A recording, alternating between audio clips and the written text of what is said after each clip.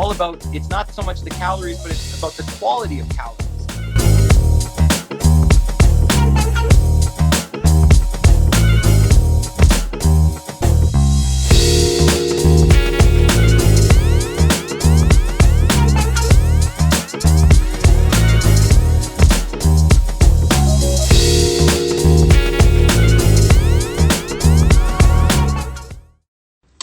All right, we are live. Hey everybody, my name is Joe. I am one of the founders of Keto Evolved, and for about the past 5 years, we have been educating people all around the world about the real keto, about this idea that we don't have to follow some super restrictive diet, that you don't have to give up carbs for the rest of your life. It's not about any restrictive diet whatsoever, and this is far beyond fat loss and dieting in general. This is about getting something into your body, this incredible ketone molecule that is a healing molecule and is good from everything from the way that we think, fueling our brains properly for long-term health, to the way that our organs operate, to the way that we have energy just to get through the day and live life like it's meant to be lived.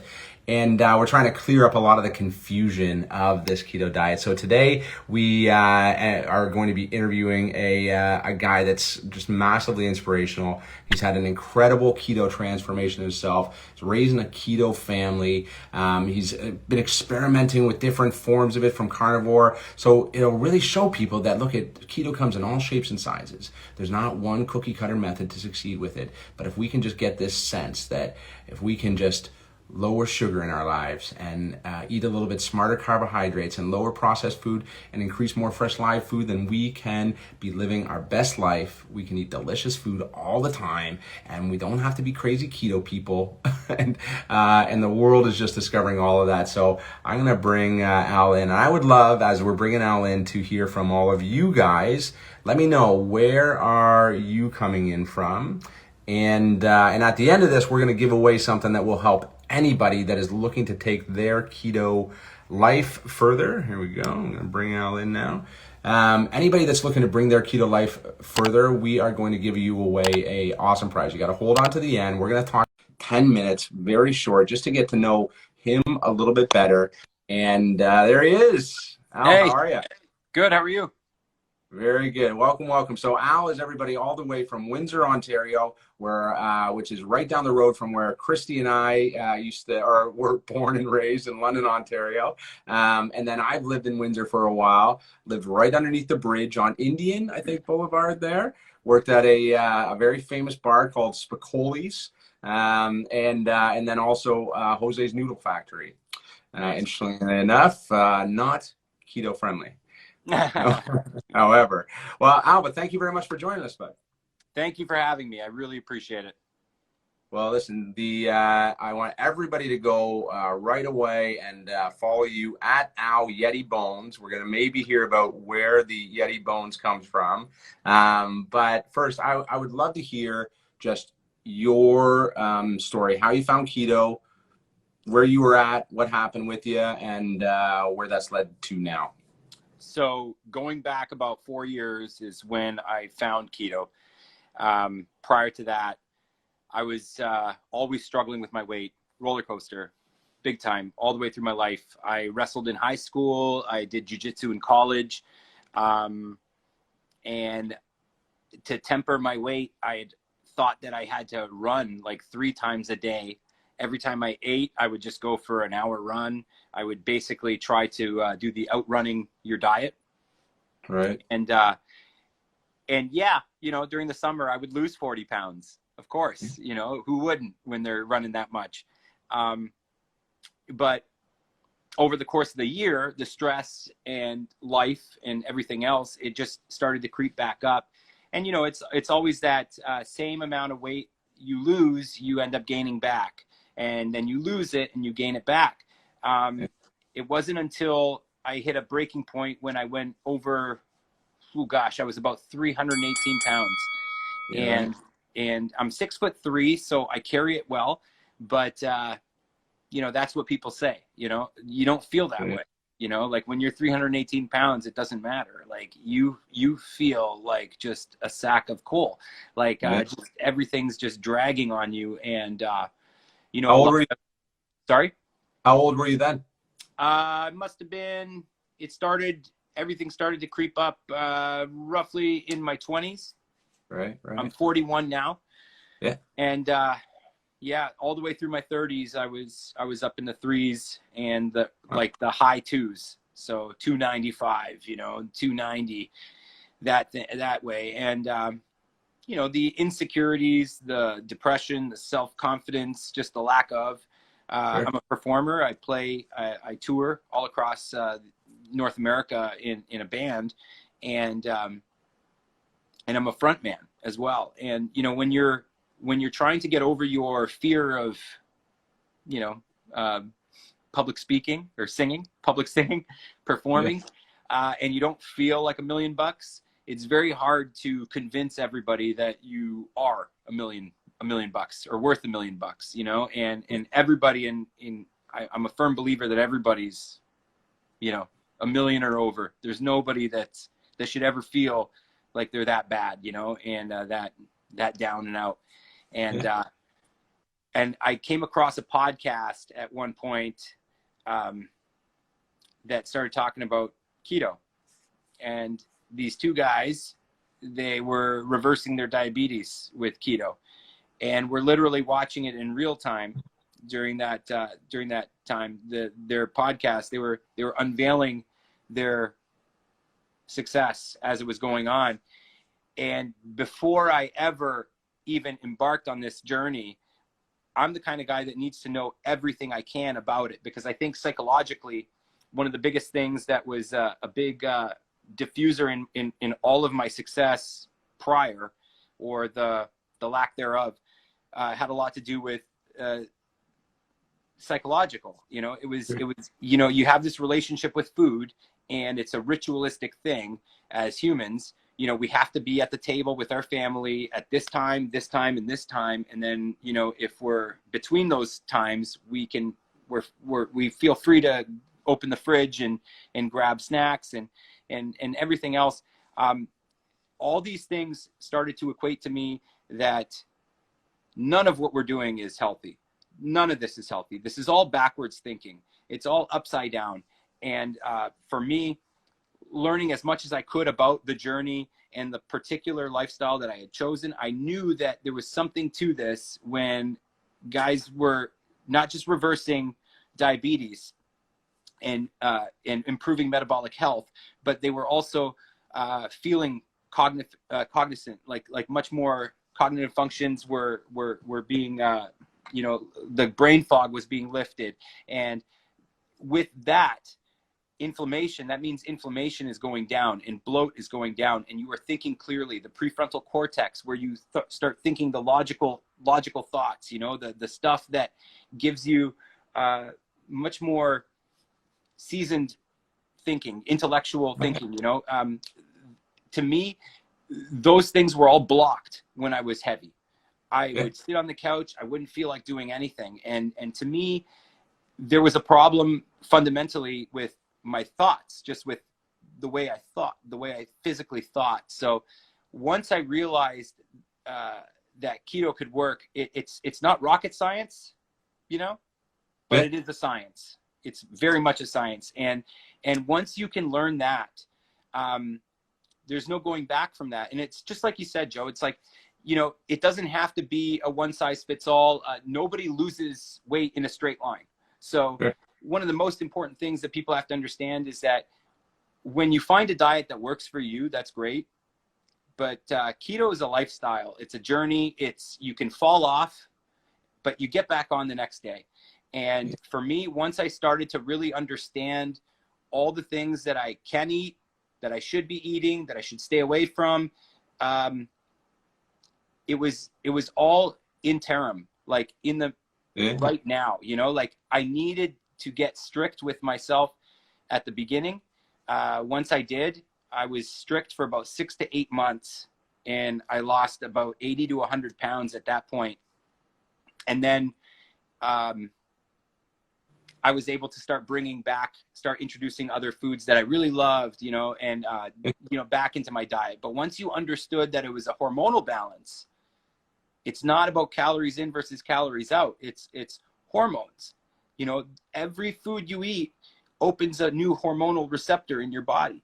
So you can eat, you know, a pound of broccoli cooked in butter or a pound of chips, you know, and the two are very different hormonal responses to your body. So how can it be calories when, Oh yeah, yeah. you know what I mean? When it's all about, it's not so much the calories, but it's about the quality of calories that you're putting into Absolutely. your body. So nutritionally dense foods became my jam.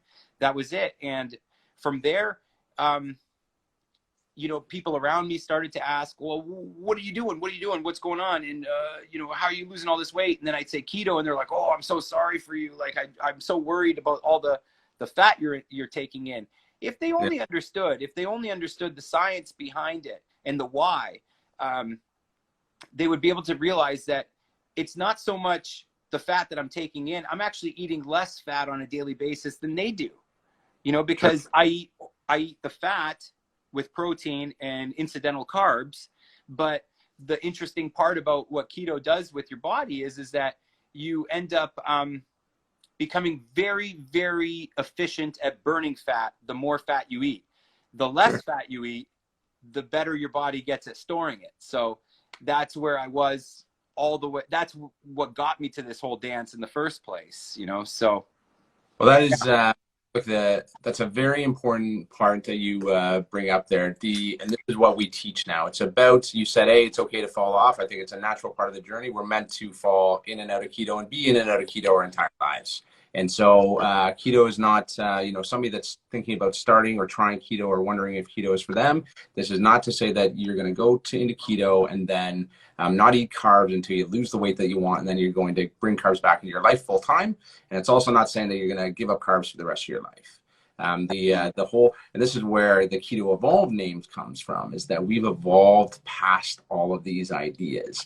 And so, yeah, at the end of this thing, by the way, everybody that's joined in later, we're going to give away some things that will help people understand what it is that Al's talking about, what it is to be involved and to try a lifestyle that is going to evolve for you, and that 100% guaranteed you can figure out the best way to fuel your body and your mind for optimum performance in every aspect of it.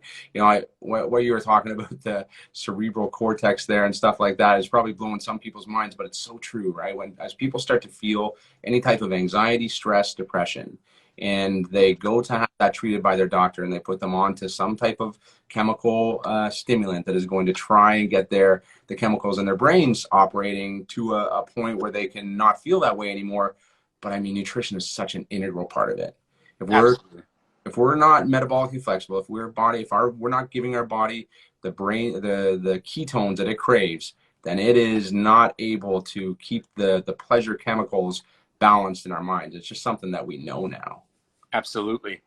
Absolutely. Yeah. If I could just say one thing too, before this whole pandemic thing started, a month after we went in to lockdown, my parents called me, and my mom said, you know, this is can't think of a better time to tell you, because obviously the timing sucks, but your dad's been diagnosed with 4th-stage cancer, and he's going to be going through all the, you know, radiation and chemotherapy, and he's going to be going through like all the treatments, and we're going to be adhering to the whole lockdown.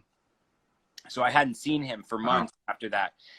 The moment I got to him, I said, Dad, you got to be on the keto diet. I got to put you on the keto diet. I do coaching, and I've been coaching for about 3 years now. And I explained to him everything I could about what to eat and what not to eat, what to stay away from.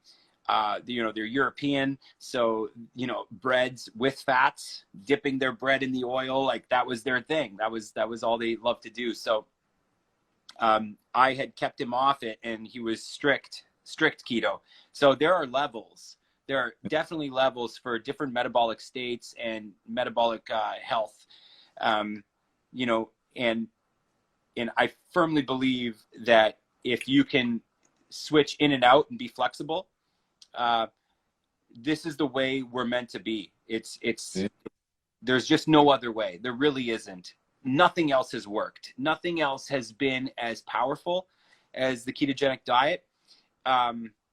and I hate calling it a diet because it's not. It really isn't. It's once you're on this train, it is going 100 miles an hour, especially when you're in your fat loss state and the fat adaptation state side. But it's like you can get in and out, and your flexibility becomes far more juiced. Like you're able to like get in and out easier. So there's times like where like I will have a bowl of berries with like drizzled all natural peanut butter on top, which is like my favorite snack, rather than jumping into like chips and chocolate and all that stuff. Those things I still eat. Like I still have like berries, and I still have carbohydrates, but to the level that I thought that I needed to fuel myself with, no, never again. It'll never happen, just because I'm not that hungry anymore. The cravings are gone. And you have, and by the way, so we're talking to at Al Yeti Bones. Go follow him as soon as it's done, because if you do, what we're going to be giving away is a couple things. We'll leave it to the end, but it's an ultimate guide to helping people move towards a keto lifestyle. We're going to give 10 free ebooks away on them, plus a very special thing for a couple people that I think is really going to help people move towards ketosis for sure, and a keto lifestyle. And exactly what you're saying, right? Like now we know, I wish they could give or get rid of that keto diet term. It's a 100-year-old medical therapy. They only called it a diet because it was a way of eating to help raise ketones in our body. And right. Now we know that between spreading out the amount of time between dinner last night and breakfast the next day, that can raise ketones in our body and get us using them. We know that if we want to do an extended fast, today is Monday in Australia. Every single Monday or Sunday night until Monday night dinner, we do what we call a metabolic Monday, which is fasting for 24 hours. And it's super simple. Just don't spike your blood sugar within that 24-hour period. And it does incredible things, especially if you like to have fun on the weekend. And that's going to raise ketones in your body. And then things like MCT oil, which is like coconut oil for people that don't know what MCT oil is yet, or putting that's a medium chain triglyceride, put that in your smoothie, that raises ketones without following a diet. So all these incredible things that we can do to get our body back used to using fat. And if you can do that, that's that metabolic flexibility that you're talking about. We were meant to be able to, if you put carbs in your body, to use those as fast burning carbs. And then once we burn through those, to then start utilizing our fat. Whereas most of us have been doing what you were doing before in your 20s and 30s. Every time you got hungry, you just threw in carbs. It just makes sense to your body. That's all it knows how to process. Yeah. And you're helping people now switch back to their native state. And you've evolved. To more of a carnivore-esque. Over to the carnivore side. Yeah, you want to talk a little bit about why you did that? Yeah, so at some point after losing about 115 120 pounds, it's still hard to take off at that point. I think my body hit a body weight set point that it was very comfortable with, and at some point my mind was telling me to supplement with some carbs. Just get some more carbs in me, to a point where I was just leveled for about a year. It might have been the stress of lockdown and all that other stuff, but regardless, it wasn't until I eliminated fruits and vegetables completely from my diet and just headed straight to the meat. I didn't want to grocery shop anymore. I didn't want to go to the grocery store. No longer, so fasting is like the cheapest form of groceries you could possibly have. And so fasting became like such an important part of my life, even when I was doing the keto diet, because I believe that fasting and the keto diet are married. They're exclusive. You cannot do one or the other without the other one in tow. They are very much relative together. They're a relation. So when I started getting into more of the carnivore side of things, we found some local farms here, and we started making deals for butter. We started making deals for cheese. We started making deals for meats and eggs. And so now we get all of our food basically from local farms in the county, and we just stock our freezer, and we don't have to go to the grocery store. We don't have to go on the outer aisles and you know, do our shopping that way, you know, because it's just food. I think the most important rule in all of this is we need to change our relationship with food. So when I went carnivore, it became even more strict. The keto diet just became, I just delved deeper into ketosis, and I found that, like, if I was like floating or feeling too euphoric, yeah, I'd have my bowl of berries, or I'd have, you know, some sort of form of carbs that can just kind of like knock me out for a bit. And then, you know, as long as I close the kitchen after dinner, you know, sure. And I go from 6 o'clock or 7 o'clock till the next morning, all the way through, I have my black coffee. I would have bulletproof coffee forever, like a keto coffee, a fatty coffee. That really helped. But now I'm so fat adapted that I have a black coffee in the morning, and I'm good till about 3 or 4 o'clock in the afternoon. And good. I'll have my first meal at about, you know, say 3:30. It'll look like a ribeye steak. It used to be a ribeye steak with cauliflower rice. You know, I just have the ribeye steak now, and I'm fine. And I can usually go for the rest of the night, or I'll have something else again, maybe like some ground beef or something cooked in butter in the evening. But you know, the carnivore style, low carb or zero carb, it helped a lot with autoimmune situations. You know, like my wife's got she has like a acid reflux, you know, that is slowly going away now, you know. And I would have skin outbursts, like little rashes and stuff, and that all went away.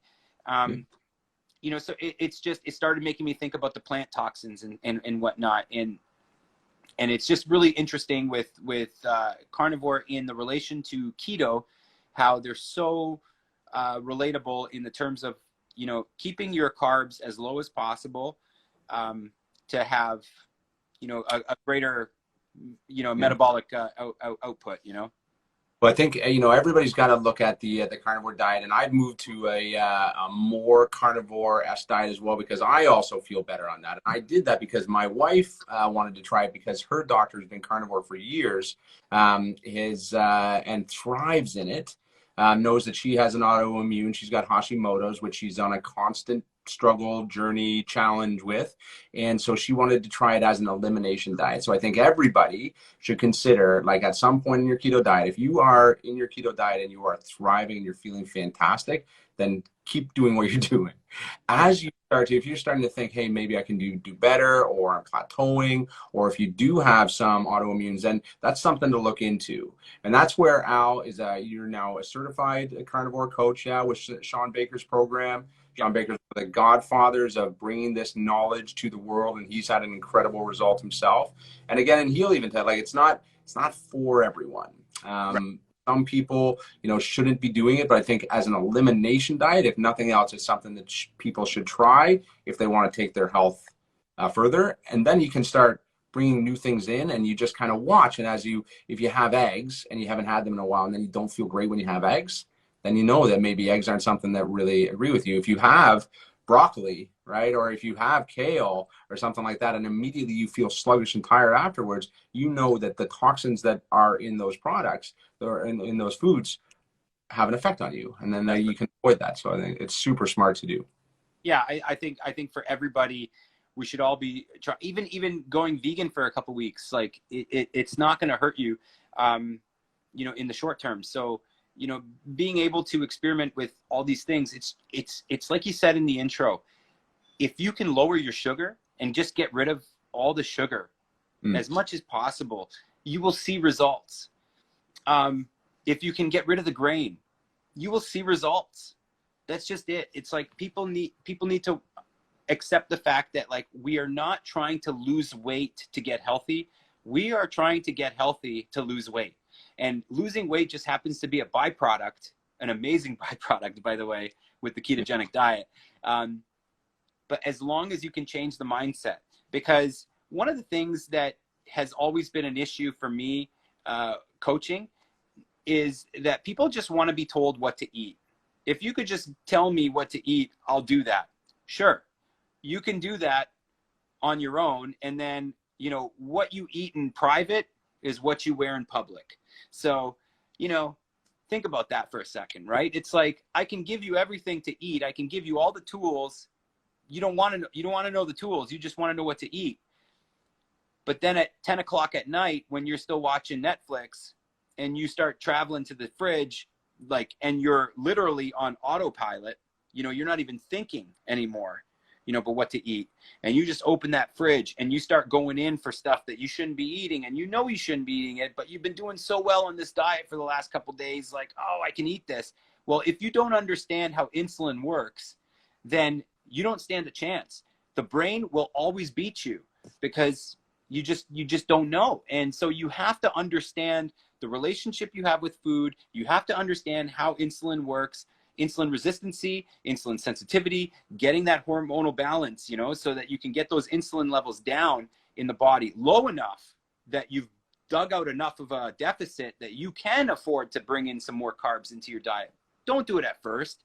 Do it later, after you've seen some success. Don't always think that, like, I feel great right now and, you know, things are, I can afford to have some ice cream. No, you can't. You can't, because your insulin hasn't crept down low enough for that not to spike back up, and you just won't see the results, you know. And then you'll blame the diet. You'll say, oh, well, I tried the keto diet and it didn't work.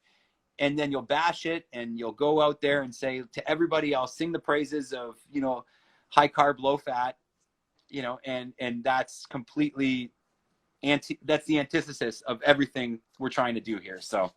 Yeah. Well, look, and even Eric says he's about to slam a slice of pizza, but you should be able to eventually, right? Once you get everything back in control, you are able to live however you want. I had nachos last night. It was fantastic. And today I'll burn all that off and I'll be right back into keto. I probably am already.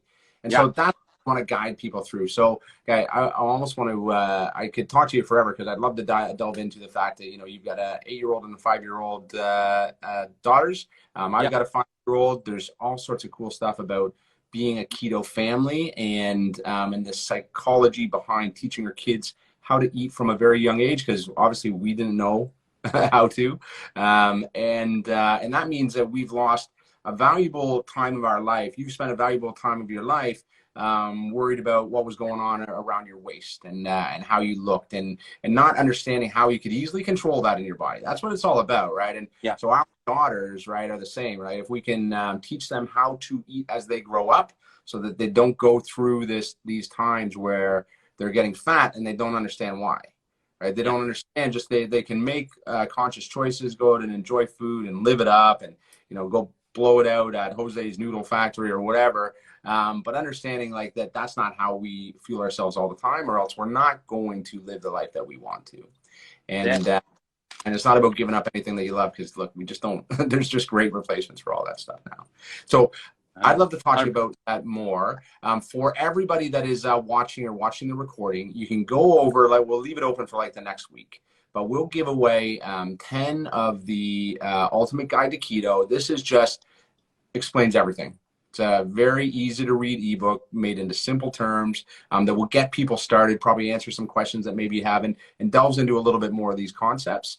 And then we're also going to, because we're talking about exogenous ketones, I know we both have a passion for mental wellness. And one of the biggest things is when ketones cross the blood-brain barrier. So when you get into ketosis, these ketones, they don't need insulin to energize your brain. When you drink ketones, or whether you have MCT oil, anything that raises ketones in your body, you automatically start fueling your brain properly. So for people that haven't experienced that yet, even if you've been doing keto for a bit or you're trying keto, you might have a level of insulin resistance. That's what I was talking about, that is keeping you from really thriving at it. And I think that exogenous ketones can really break through that for people. And so I'd love to see how you feel taking these, the D-isomer ones, the ones that are identical to the way your body feels. So Al's agreed to try them, and we're going to try them with a couple other people. So we're going to give away 2 people. So what you got to do, you got to go follow at Al Yeti Bones. His link is in the title of this. And then say to him, hey, I followed you and Keto Evolved. I'd love to try ketones, and I'd love to optimize keto. something like that. Right. And then if you're in agreement, Al, I'd love to have you coach a couple people through 100%. an evolution into that. Yeah. That would be awesome. Yep. So we'll use a couple tools to do it. So go do that. We'll put again this thing in, but go follow at Al Yeti Bones.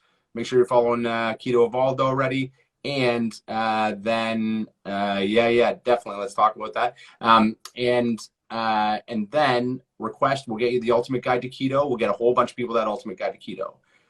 2 lucky people, maybe tell Al why you want to achieve with keto so badly. And then 2 lucky people will all do this little test of exogenous ketones for 5 days, get them into us, and then we'll continue on with the coaching. Sound good? Awesome. And yeah, definitely. I think that, Al and I were talking about beforehand, and this is just an intro because, we don't want to keep everybody on for too long, and I don't want to keep you out. But this thing with helping our kids learn about this stuff, our daughter's basically sugar-free. For the most part, she doesn't even know it because she just has, things that have sugar replacement. She has delicious coconut yogurt, frozen icy pops, and things. She has ice cream every day. Yeah. And then there's just that funny little bit where they go to birthday parties and they just consume so much freaking sugar, and you see kids running around going crazy, and then the parents are nice enough to give the kids back to us for the rest of the day. Thank you. No doubt.